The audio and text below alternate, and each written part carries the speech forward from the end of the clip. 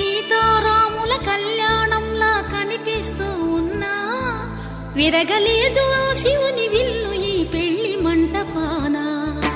గౌరీ శంకరుల